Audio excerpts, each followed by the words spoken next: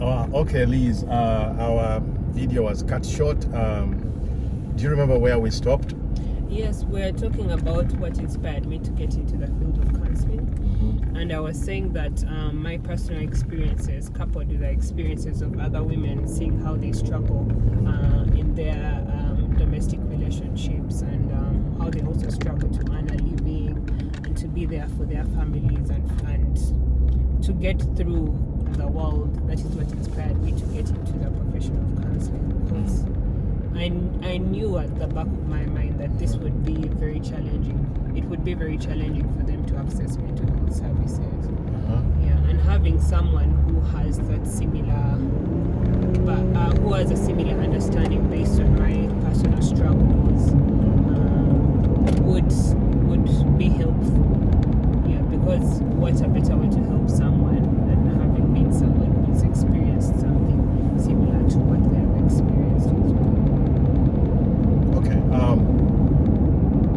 So if you were to give some tips, basic tips, in form of steps or a checklist, somebody who is facing challenges, they don't know where to start from, how would you advise them? It depends what kind of challenge. Could you give an example maybe? You've been in these situations, you know the most common challenges. Name them and then give me some basic steps I would take if I were, a victim. Okay.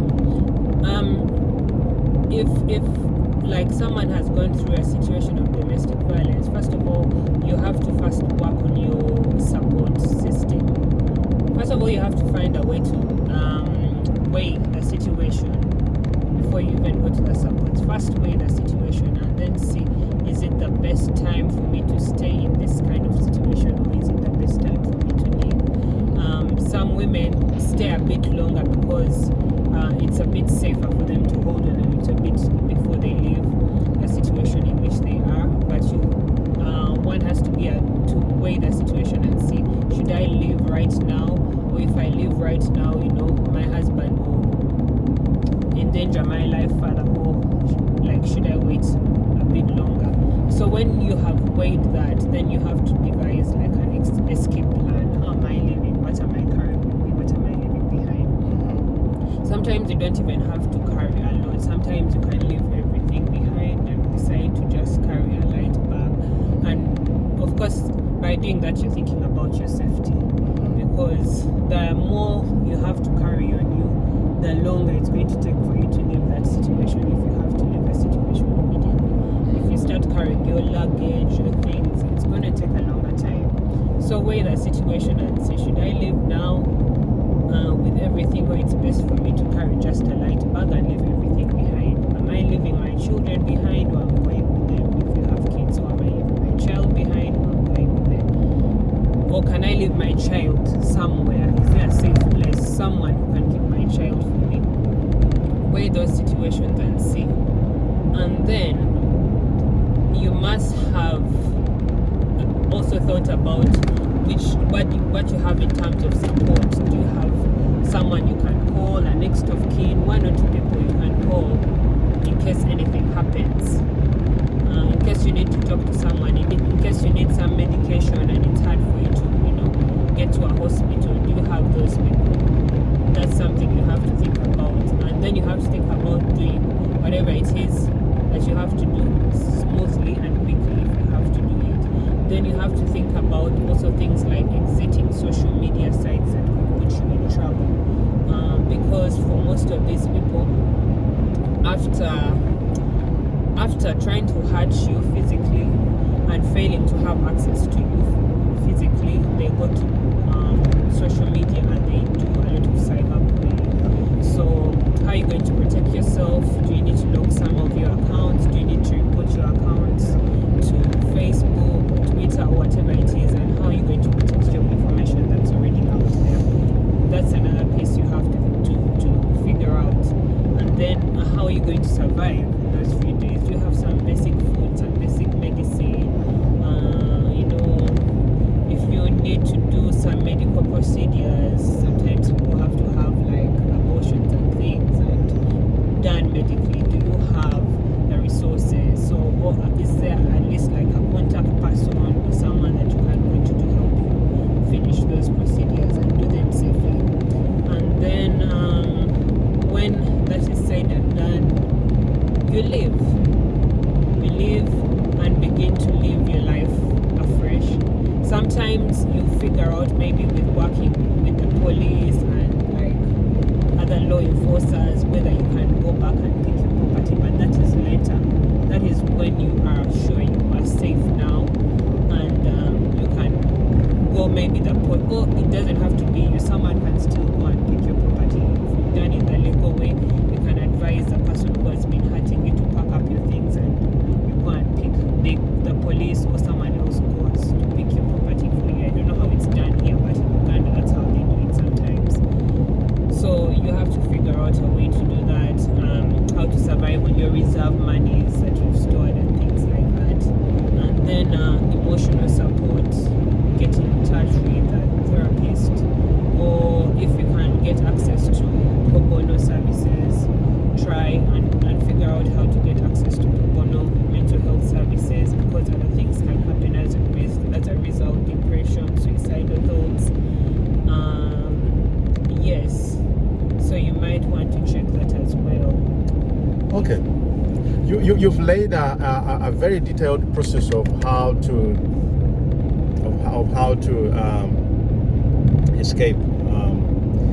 Two things that you mentioned that ring a bell. I've been in similar situations where I had to deal with the external luggage and the psychological luggage. And I've also been in a situation where I had to deal with social media,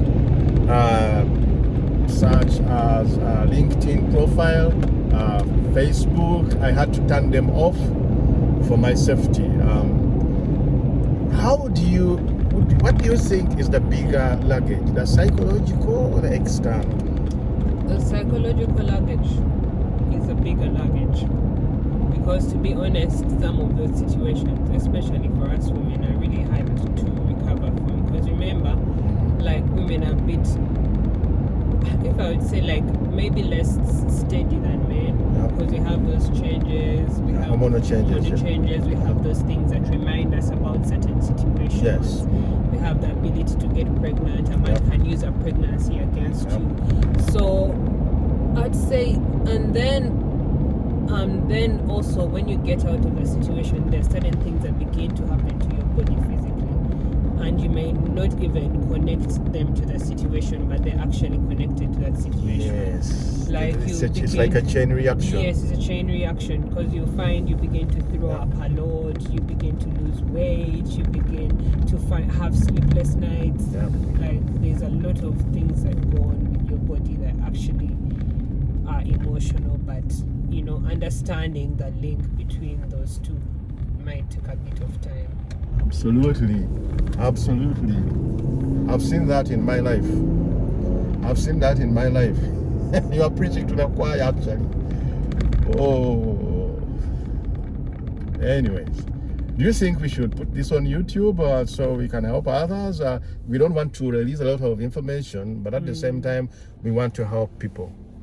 Yeah, it can be an informatory video for people so that they know how to deal with a similar situation. Is there anything else that you like to add on, or this is good enough? I think I've given more or less what is necessary. Just take care of yourself. Sometimes when you've been through these situations, then you have to be in therapy, but take your time to heal. You don't have to rush the healing process. Sometimes it takes years. Sometimes it takes longer than that, but just allow yourself to go through the situation. And hopefully you find a therapist who is willing to hold your hand and walk the journey. Very good point. A very good discussion. I would like to add on just a little bit. She talked about finding a therapist. I'm just lucky that I was my own therapist. The music that I used to play became my therapist. So each time I went and played the piano, I found healing in my music, right? In playing my music, singing my music, It took me years, over 20 years actually, to heal from a situation I was trying to escape, and 20 years later passed. I discovered that several things were linking back to that first situation. So it has that chain reaction, the ripple effect. Can be traced back from where the stone was thrown into the pond. And it is very, very important to notice that and be aware of it, and find ways of how to overcome it. Thank you very much for sharing. You're welcome. It was a pleasure.